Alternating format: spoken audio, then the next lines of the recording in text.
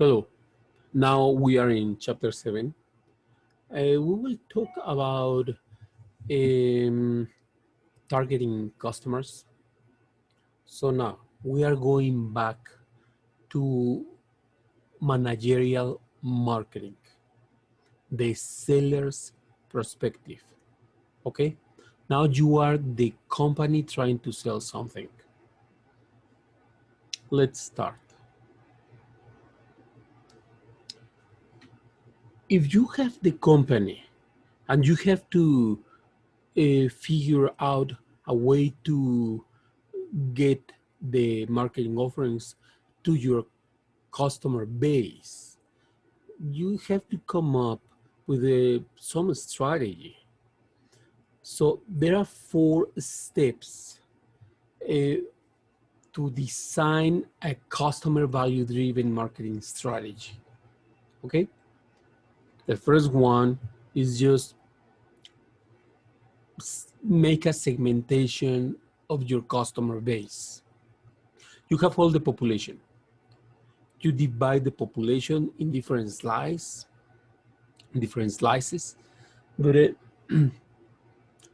eventually you will have to choose one piece of all the slices, probably two pieces of the whole cake, but you cannot eat the whole cake. That's very clear to marketers because budgets are limited. So you have to pick one segment for your marketing offerings. Once you pick one segment, inside of that one segment, there are some subpopulations. You have to pick now those 1 or 2 or 3 of those subgroups, and that is called targeting. So you have the whole cake. You cut it, that's segmentation. You pick one piece, and inside of the one piece, you take this little morceau, this little piece of that slice, and that is called targeting. Of course, now you have your target. You have to come up with a reasonable marketing offering, and you make sound to that specific target, your marketing offering through differentiation and positioning. Your marketing offering has to offer something that makes it unique and in the mind of the consumer has a special place. And those are differentiation and positioning. The strategy always will be a little bit um, delicate.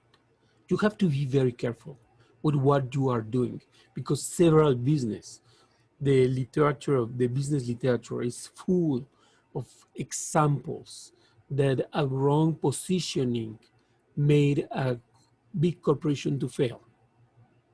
This is very sensitive. This is one of the most important activities, most important functions in a corporation. Now, you have the whole cake, all the population. You have to divide that cake, but you have a criteria, a knife, to be able to divide more precisely in slices the cake. You have to make those small slices homogeneous based on different needs or characteristics or the behavior of the population that is inside of that small slice. So it happens everywhere. It happens in consumer markets, in business markets, in international markets, and under each of those scenarios, you have specific requirements for an effective segmentation.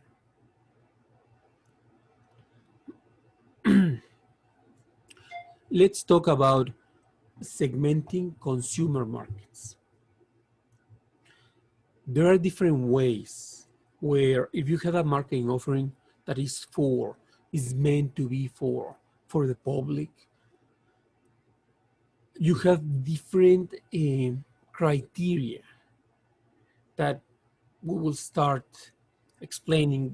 It's about, you can take age as your criterion to divide all the population, or life cycle, or gender, or income, or occupation, or education, religion, ethnicity. Watch out, ethnicity is not the same as race. Ethnicity includes race.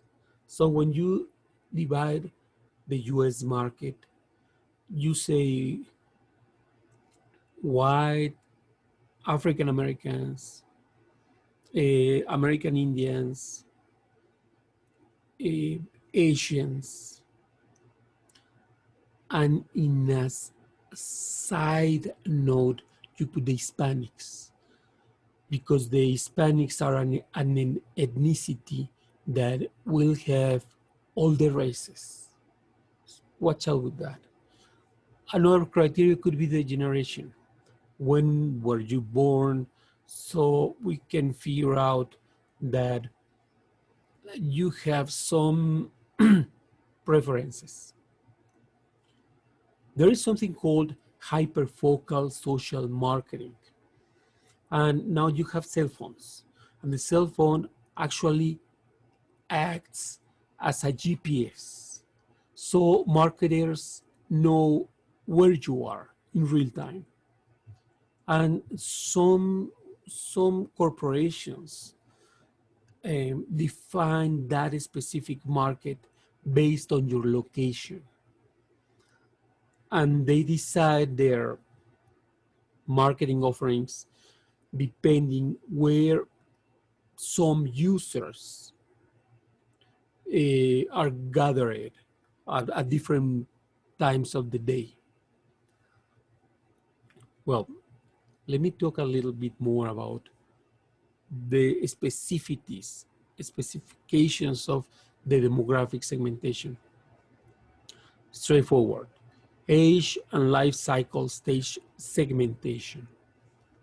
You can divide either by early adopters, your segment, if you are bringing something new to the market, or if you are looking for people between 18 to 25, you go to the US Census, and the US Census will tell you, based on a specific location, how many people of the different ranges, age ranges, live in that specific location.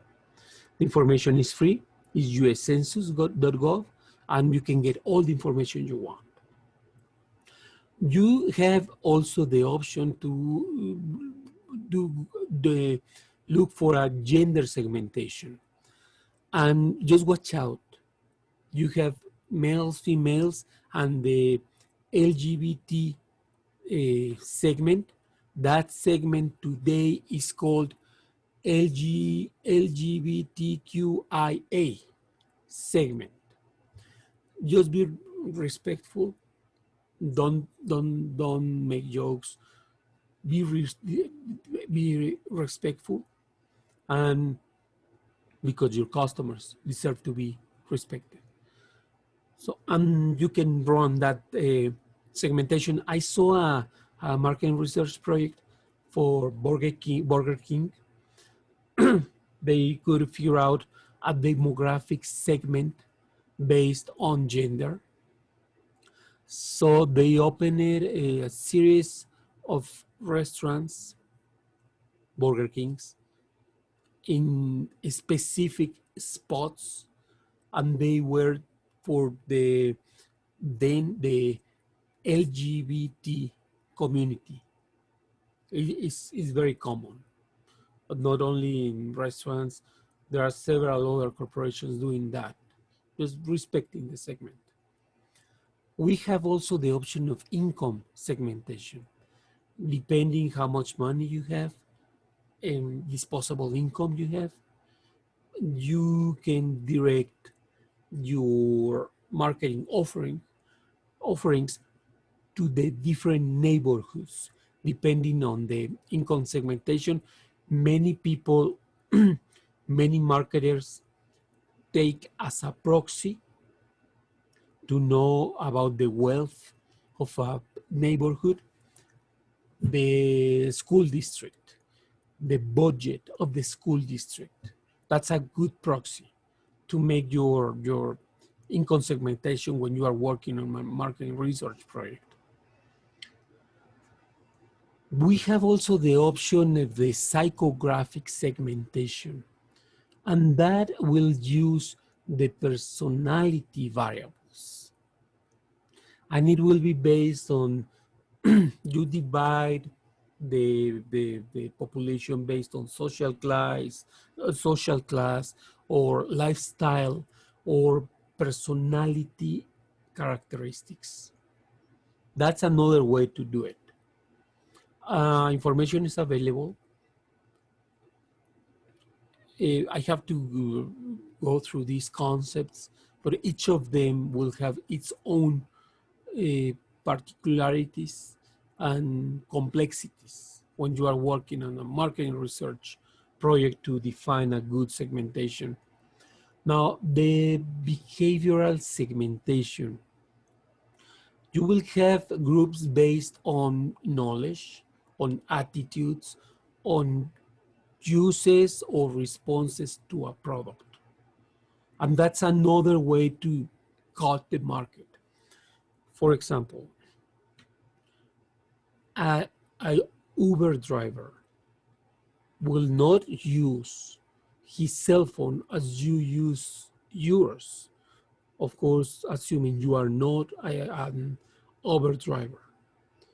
They will use essentially their cell phone as a GPS device and as a business platform, as a way to engage into their economic activity with customers.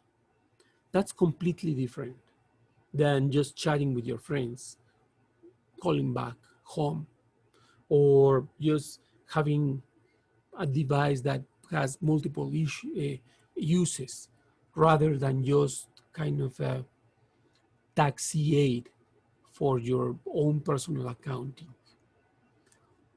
So depending on the use of the product of the marketing offering, there are different segments. There is another criterion, which is this behavioral segmentation. And it depends on, there are 5 different scenarios. The first one is the occasion segmentation. And those are the guys, that is the segmentation where you divide the population based on when they get an idea to buy something. Those people who out of the blue they want to purchase something.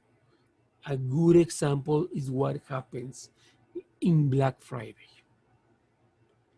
You never knew how, but you came out of a Walmart on Black Friday with this device that you actually don't need.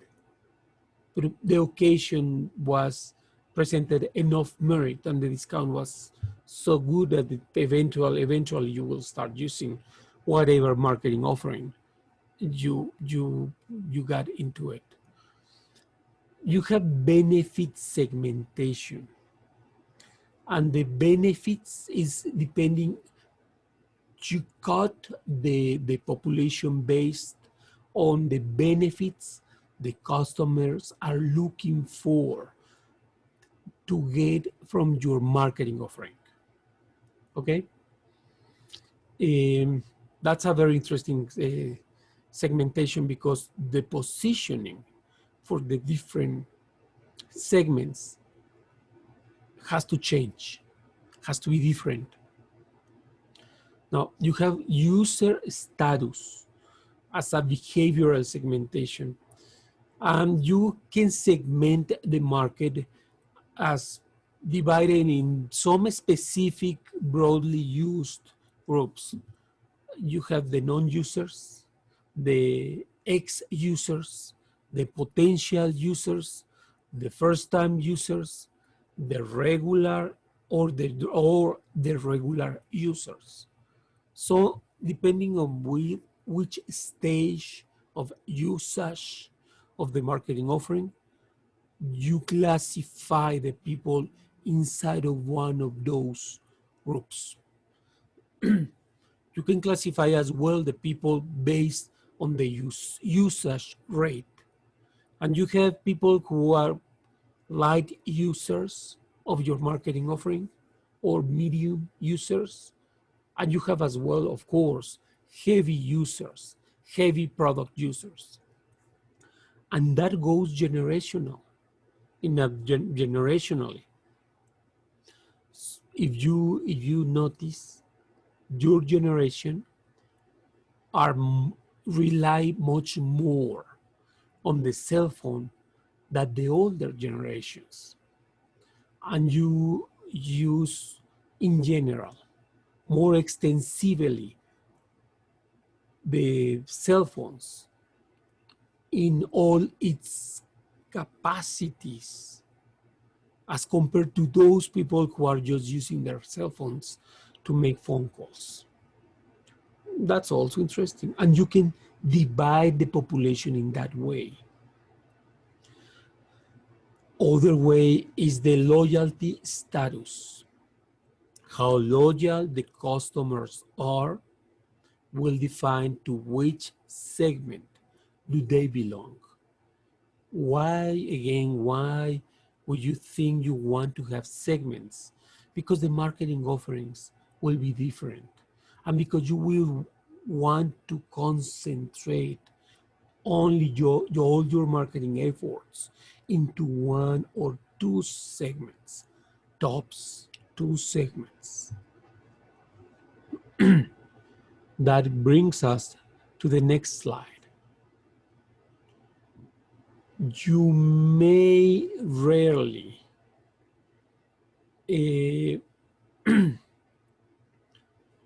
look for more than one or two segments.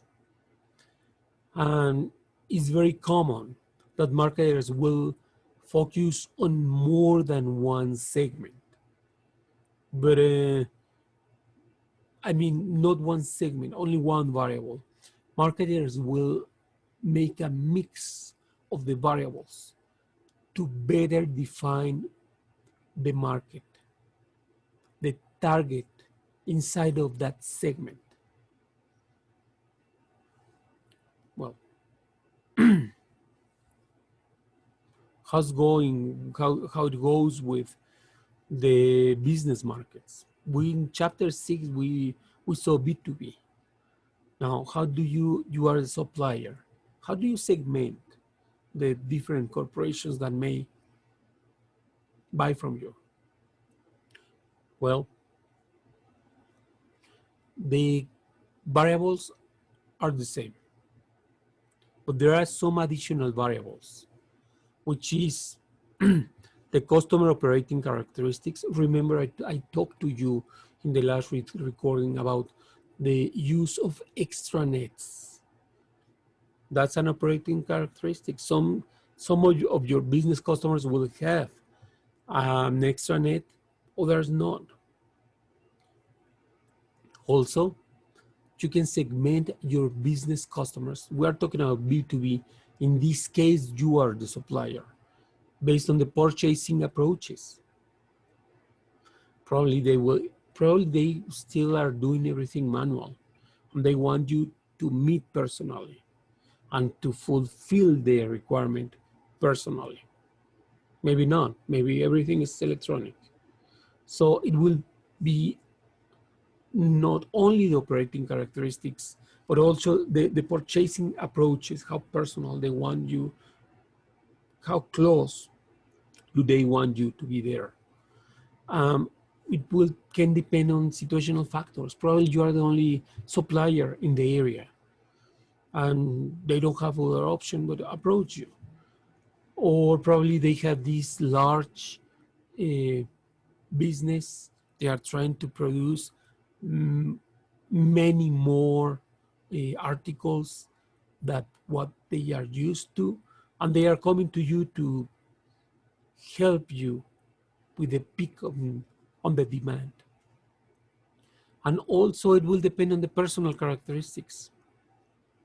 Probably you can segment the population of your customers, the market, depending on the personal characteristics of the buyers.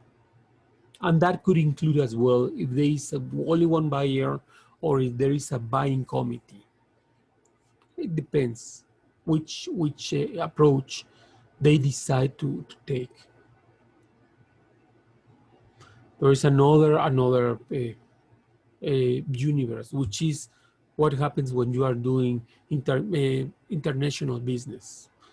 So, well, you can either segment run your segments based on geographic location.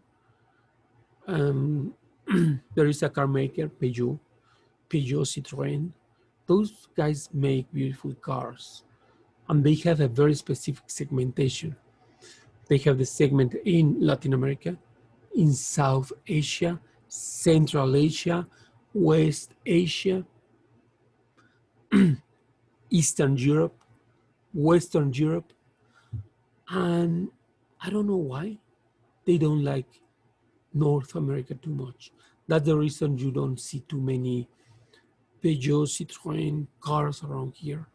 Although you can use their engines, the Mini Cooper, some of their models use the Peugeot Citroën engine in this joint venture between French and British British investors. But well, that's the case of the geographic location. Also about economic factors. Um, Maybe you are not aware of this, but the US is a very competitive market. So many corporations out of the US and even American corporations decide not competing in the US, not bringing too many products. For example, the girls, some girls, um, also some guys, I don't know why, but the thing is, they use makeup. Girls like makeup. And some of the best makeup brands out there are French. There is one very well known makeup brand, a French makeup brand. It's Yves Rocher.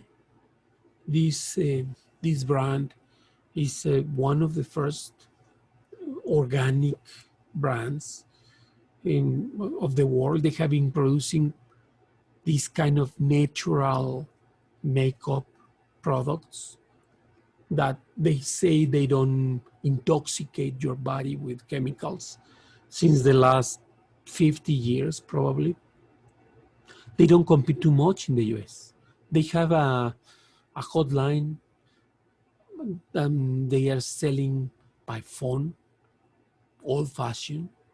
I think they have a website, but they don't have the face to face store as in the rest of the world. And they believe that that's because the economic factors make too attractive the US, increases competition and takes away good opportunities for them. So they prefer to concentrate in other places that they believe are less competitive because there are less brands. So they go to Asia, to Europe, to Latin America, to Africa. Also, Peugeot sells cars in Africa. Peugeot, Citroën. Now, there are political and legal factors that you can segment your marketing offerings, your, your population to offer your marketing offerings on those different segments. Probably you want to approach some countries that are democracies, so the demand will be you would expect to have a perfect competition scenario, and probably you have a not so democratic country, and so you would expect some monopolistic behaviors. So that's another way to segment the possible markets you can offer your marketing offerings. And there are cultural factors. They're just simply customs and uses that are different from one country to the other. So you also can figure out a way to divide the different territories or the different countries based on those uh, cultural factors, and cultures are truly different. So you have to be very careful with what you are offering and where. And there is another thing. There is something called intermarket segmentation, and it refers to consumers with similar behaviors that are located in different countries. For example, Apple Watch users are everywhere, and regardless where you are located, they make this kind of community, and that's quite interesting. So regardless which one is your nationality, there is a common factor that unifies all those people, and that per se, it's a segment, regardless the country you are located in. And finally, for this first half of the class, how should a segment be? Okay, how can I tell somebody I have a segment? Well, first of all, you can measure your segment. You can tell how many people are there and how many money you are able you will be able to make potentially from those people. Number two, is accessible. Doesn't make any sense to define a market, a segment that you just can't reach, that is somewhere else. Important thing, important message should be substantial in such a way that you can make money out of it.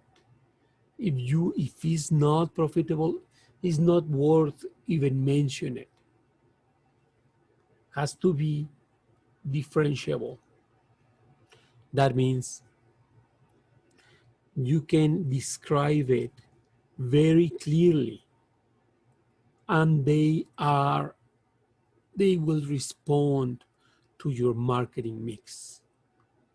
That's another very important thing. You have to be able to see them, to locate them, and actionable. And it depends, and it refers to the fact that whatever your segment is, you have to be able to do something to attract customers to your marketing offerings. You can take action in it. This is the end of the first part, and we will continue with the second part. Just take a break, take some minutes, and we will be back.